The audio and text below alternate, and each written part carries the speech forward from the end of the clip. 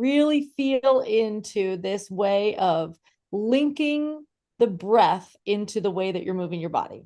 So you start on hands and knees, and I would encourage you to do this right now as we're here. This is the stretch break, so you can do it. If you want to do it seated, you can do the same thing from a seated position. So Sharon and Mary Beth, go for it. Do your thing. Yep. With the inhale, you arch your back and look up.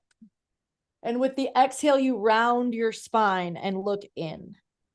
And it's not really important that you go the same pace that I'm cueing or that the video shows. You go with your breath. So you inhale, you arch, and you exhale and round. As you arch, you think of pulling your shoulder blades down. And as you round, you think of pulling your belly toward your spine. Now that we have this opportunity to kind of show this on a video, I want to also point out one thing that's a crucial element, which is the hip rotation. So you can see her on this video. When she arches, she rotates her hips forward. And then when she rounds her back, she rotates her hips backward. So your hip and pelvic complex is rotating forward and back, and it's not just your spine here. And that is a crucial element of what's happening in cat-cow. That's a great discussion. Yeah. And one more thing, everybody's range of motion and flexibility is different. And sometimes you'll see, often if you see a demo video and it's somebody very flexible, you're like, oh, I can't do that. Well, you do what feels good to you in your body, right? Because everybody's different. So as long as it doesn't hurt, and as long as you're feeling good, that's where you go, right? So make it work for you. Okay. Are we anything else on cat-cow? I took my cat to the vet earlier today, so I was like in kitty mode.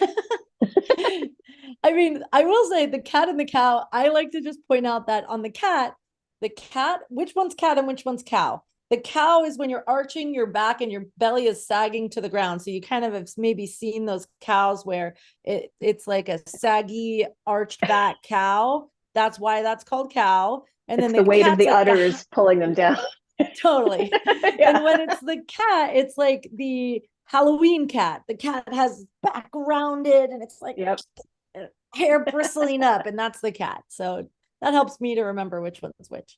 Exactly. Yeah, because being a cat mom, I always know that. So, okay, that is your cat-cow. Please put that into practice. Your spine will thank you, as long as you're nice and safe about it, of course. Don't overarch and cause anything to hurt. Mailbag time. Alexis, we good to go there? Let's do mailbag time. Okay, we're actually addressing an FAQ question, because we get peeps that are new to us here at our wellness platform, the Next Fitness thing, and sometimes it's like I understand that you can turn the camera on in a live class, and what is entailed, what goes on in that process. And Sharon, you're welcome to chime in here as well and tell us your thoughts about being on camera too. But Alexis, do you want to take that first? Sure. So in our classes, you can share the camera. If you decide to share the camera, then the trainer in the class can see you while you do the exercise. That's awesome, because then you can get form feedback, and also you could even just get cheered on along the way and recognized for what you're doing and that kind of thing. Our trainers tend to be very friendly about the way that we give form corrections. So we will say something like, if you notice this, then try that, rather than being like, Mary Beth, you're doing it wrong. Like, we won't really say it like that. So we're nice. We don't bite or anything. Unless we think you're going to like hurt yourself, like, we will definitely try to make sure you stay safe. If we see something that's alarming, we'll point it out. But honestly, it will be kind. So yeah. And the other thing that's beautiful about the way the camera feature works is that other people in class cannot see you on camera. Only the trainer is seeing you on camera. So I know for some people, I can even relate to this, going and taking group exercise class in person or even on Zoom can feel a little bit daunting, because everyone's watching you, or at least you feel like everyone's watching you, even if they're not. But in this, only the trainer can see you, and not everybody else in class is watching you. So you can be in your pajamas or whatever, and it's all good. So don't worry if your house is clean. It's all good. Right. Absolutely. And as far as the trainer being the only one who can see you, another good thing about this is we keep our class sizes small enough so that the trainer can actually watch everybody who has their camera on. It's maybe not the entire class that has a camera on, but we can watch those who do.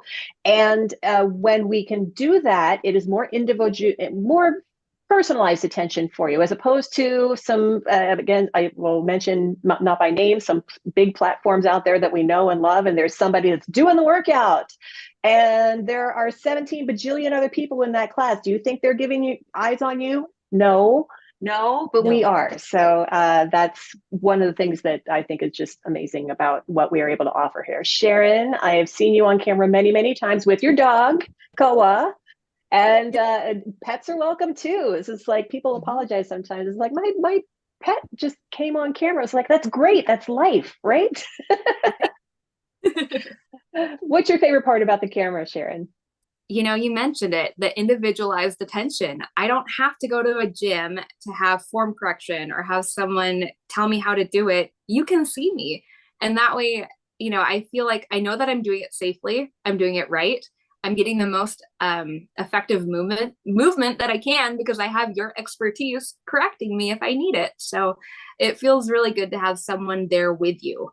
And that's how it feels. Like you're in my dining room, you're helping me along, and you're making it something that becomes a habit that I come back to time and time again. Awesome. All right. Well, that's what our camera's all about. Yeah. Just want to mention that Erin is in the chat saying, first of all, she said great advice, Sharon. And she also says that they are friendly and kind about everything. So meaning, I think the trainers. So thank you, Erin. That's lovely. All right, so that's the mailbag. And again, if you have any questions for us that you would like to submit, we are absolutely taking them on the receiving end. TNFT at thenextfitnessthing.com. And hopefully we'll get to answer yours in a future show. All right. We got some more business to take care of. The move of the week is next. So we had our stretch break, and now we're going to get into a little bit more movement with some deadlifts. Okay, I was doing deadlifts with a personal training client of mine at the gym this morning. She was rocking the house, and yeah, let's go into this. Alexis, impart your expertise and wisdom on us, please, with our deadlift. All right, let's talk about deadlifts. Deadlift is a super important movement for you to master, because this is a movement that you do in your life all the time. Anytime you're picking up something off the ground, you're doing a deadlift. So whether that's picking up your groceries, picking up the edge of the couch to move furniture, picking up usually a child, something heavy. It could be a child. I mean, sometimes you might squat instead of deadlift to do something like that, but it really is often, especially if you're going to keep your knees mostly straight as you go down and up, it's a deadlift. So the keys to the deadlift are, the number one most important thing is that it's a neutral spine. So you're watching her right here, and you're looking basically from her head to her tail. For the most part, she has a neutral spine. She is looking forward a little bit more than I maybe would want her to at the bottom, because she has a little more arch in her neck. But I mean, honestly, she has really good form. So keeping a neutral spine the whole time, meaning not doing cat or cow, like right. You're basically, you do cat cow to realize what that feels like, so that when you're here, you realize that you are not doing either one of those things. Keeping your spine stable on this one. Yeah. Right. And bracing your core. So really, one thing they call the Valsalva maneuver. It's maybe a little advanced. If you're just starting to learn, you're not going to need this, but it's not going to be on the test. It won't be on the test, but I think this is a great thing. I loved it. And I laughed so hard when I learned it. Basically, you kind of brace your core by going, and it's like you're bearing down to poop, sort of, is really what that is. So that's a little trick to help you to engage the muscles that will support your spine in the deadlift. People always ask, should I bend my knees or not? And honestly, there are different forms of deadlifts. So I'm not going to say there's no right or wrong answer. It depends what you're doing with the deadlift. It really depends. The most important thing, though, is that you're keeping the neutral spine. And when you bend your knees, it's generally easier to keep a neutral spine, because you have the ability to rotate your hips. Like what I was showing you in that cat-cow video, you can do that better with your knees bent. If your knees are straight, you have very limited ability to rotate from the hips. So generally, especially if you're just getting started, I would suggest bending the knees in the deadlift. It's a hinging action, and this is the heaviest lift. This is the amount of weight that you could potentially lift in anything. This is the heaviest thing that you could possibly lift. So the biggest thing I see happening in class is people are using like 5 pounds weights or something for the deadlift. And I'm like, I mean, if that's the weight you actually need, that's okay. But like, or if that's all you've groceries, got, sure. But like, if your groceries are actually 30 pounds, you should be lifting more like what your grocery bags are, or your child or your dog or whatever you might be deadlifting. So I would encourage you to, once you're confident in your form, to really challenge your form on this, because it builds your glutes, it tightens up your waist, it makes you better at lifting things, and it makes you not hurt yourself in life. So deadlift's important. And I'm going to demonstrate the number one thing that I see go astray on deadlifts. I'll grab my nice bright yellow weight so they can stick out. Here, let me spotlight you so that we can really see what's going on here. Yeah, exactly. Rounded shoulders. Right. Shoulder blades in your back pockets before you begin, and then you can keep that beautiful flat back alignment. Rather than this can be challenging for some peeps, especially if you don't have a lot of strength in your shoulders. So your weights are going to want to pull you down. You want to prevent that by pulling your shoulder blades down and stabilizing them. So there we go. Okay, deadlift for the win. We are making up some time here because we're running a little long, but it was worth running long. So we have some announcements, and we got a real big one coming up first. So we're excited about this one. Sharon is too, I can tell. Okay. So, announcement number 1, we have another 5K training program coming to the next fitness thing, and this is going to be a fun themed 5K program. May the 4th be with you. And this virtual 5K event in the Next Fitness Thing platform in the app is going to be actually on Saturday, May 4th. So we have, leading up to that, a 5-week training program this time. So if you have ever wanted to get in on a 5K, but you weren't sure where to start, this is actually going to be a really good opportunity for you to build the skills and the stamina and the speed so you can crush a 5K. And then aside from that, you can join us for the event only if you're like, okay, I'm an experienced runner or whatever the case may be. I don't necessarily need the training program. Yes, you're absolutely welcome to sign up for the event only, which is a 55-minute class. And everybody who signs up for the event or the training program gets a numbered event day bib to make you look all official, and a finisher's medal. And the collectible finisher's medals are very, very popular, by the way. And you're welcome to show up in costume. This could be really interesting. So some spacey themed costumes on May the 4th. We're very much looking forward to seeing those. And we have a waiting list for you to sign up for. So we will make sure that we let you know as soon as registration opens. For now, we're going to get things started a little bit early and open up the waiting list. So we have this page for you, May the 4th. thenextfitnessthing.com is where you go to sign up for this. And it says 4-week training program. It's actually 5 there, but yes. Alexis, good point. Anything else to add? Thank you for that. Yeah, you're right. It is 5 weeks. Where are you seeing that? Oh yeah, I see it. Yes, this is our first time trying with the waiting list. So basically we wanted to be able to give you more notice, because I know especially people who are into these endurance events, they like to plan ahead. So this gives you a chance to we're not asking for any money or anything right now. Just sign up for the waiting list. That way you'll be in the know about everything going on with this. We'll let you know when it's actually time to register. And the training program starts with it's our Blaster Baseline 55 class. So that's going to be the baseline class where you throw down your starting 5K time, which is 3.1 miles, in case you're not familiar with the lingo. And then over the 5 weeks of our training program, should you join us, by the way, there is a premium level training program with a few extra perks added into it as well. So that's the 3 levels: event only, the basic training program, and then the premium training program. And then you have that time over the next 5 weeks to help solidify your skills and get your recovery and strength and your nutrition all in line as well. We'll give you tips on that in the training program as well. And March 30th, this is already March 1st as we're coming to you live. So at the end of this month, we're going to be launching the May the 4th Be With You 5K training program. So we're very excited about that. So yay! We always like to pop the big announcements on this show. And Sharon Carol's is like, in the chat.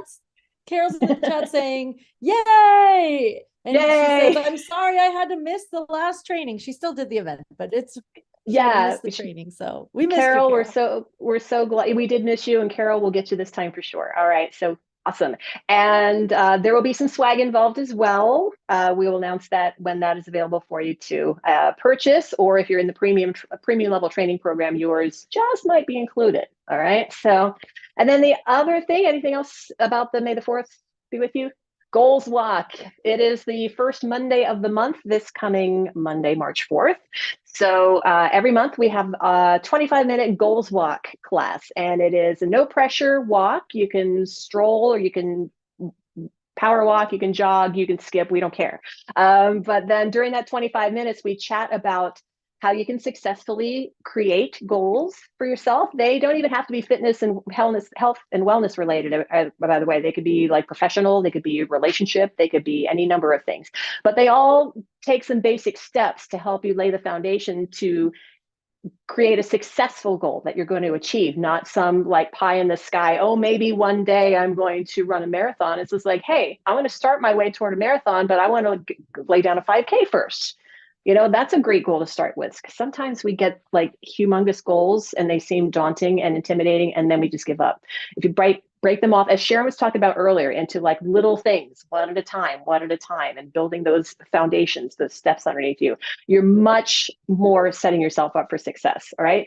If you created a goal in our February goals walk, we can maybe revisit that and discuss how that went for you, and see if you need to make any tweaks if something didn't work for you. Maybe you set it up too far out. Maybe you set it so easily that you're like, oh, I crushed that. What do I do now? Well, we can help you there too. So we're going to have several opportunities on our live Next Fitness Thing schedule for you to join us there. And it is an all access class as well. And our all access classes are open to everybody. If you're not yet a TNFT member, we invite you to join us at goalswalk.thenextfitnessthing.com. We'll get you into our app, get set up there, and then we'll let you rock your goals with us. All right. Okay. And final thoughts, anybody? We're about to wrap the show. We ran a little over, but again, like I said, it was totally worth it. Sharon, it was so great to have you, and we're so happy that you were able to hang with us for the whole show. And when will I see you in class? Hint, hint. Well, it is Friday. Brain teaser walk, of course. Yes, we have to mention this. Right? Every Friday, we have what's called Brain Teaser Walk 25, which is just a fun trivia game that we play in our group chat. And it is just a blast. And our teammates, by the way, contribute a lot of the trivia questions, because it's a lot of work to corral all those questions for a class. So if anybody has any more questions, send them our way. Trivia.thenextfitnessthing.com. Alexis, parting thoughts? Thank you, Sharon, for being here. I want to give you a chance. If anybody wants to follow you or anything like that, where would they find you? RD Sharon B on Instagram. Gotta build that up. Follow Sharon. And you'll also see Sharon in a lot of our classes, taking them live. She tends to take class maybe you take other times, but when I teach at night, Sharon's in my class a lot of the time, taking walking and bar and stretching and a lot of other things. I see Sharon a lot live too in the afternoons and evenings. Yeah. So it's awesome. You're cutting out a little bit there, Sharon. Could you repeat that? California time after work, but right. Yes. Don't stay on the 5K program. I am not a runner. I've never been a runner. I've always hated running, or I thought I did. And I did the last 5K program, and I found myself saying it was so much fun. Like, who am I, right? Like, so I think that you can't do a 5K, or you've never done a 5K, try the 5K program. Yeah. Sharon, you're being modest too, because a lot of my teammates busted out the fire extinguisher emoji because you were putting on the speedy pants. So that was a job well done. Okay, team, we need to wrap it. Thank you so much for everybody who joined us live, everybody who's checking out the recording. And one more time, I'm going to ask you, find us at The Next Fitness Thing. If you're not a member yet, we'd love to have you. Subscribe to our YouTube channel. If you've not already done so, just click that little red button. It's not a whole lot of effort. Hit the bell for notifications. So whenever we do something new and put it up on our YouTube channel, you will be the first to know, among the first anyway. And then like our videos, share them with the ones you love who you think may benefit. We had a phenomenal nutrition discussion today. So get that out there to the people in your life who might want to be in the know about that. And we've got info in our show notes. If you missed any of that, they're going to be there for you. And thank you, everybody. Welcome to March, and have a lovely weekend for those who are with me live and us live. And we'll catch you next time, 1 p.m. Pacific, live every Friday. Catch you next time. Bye. Oh, high five. There it is. Now we can go. Okay. Have a weekend. Bye.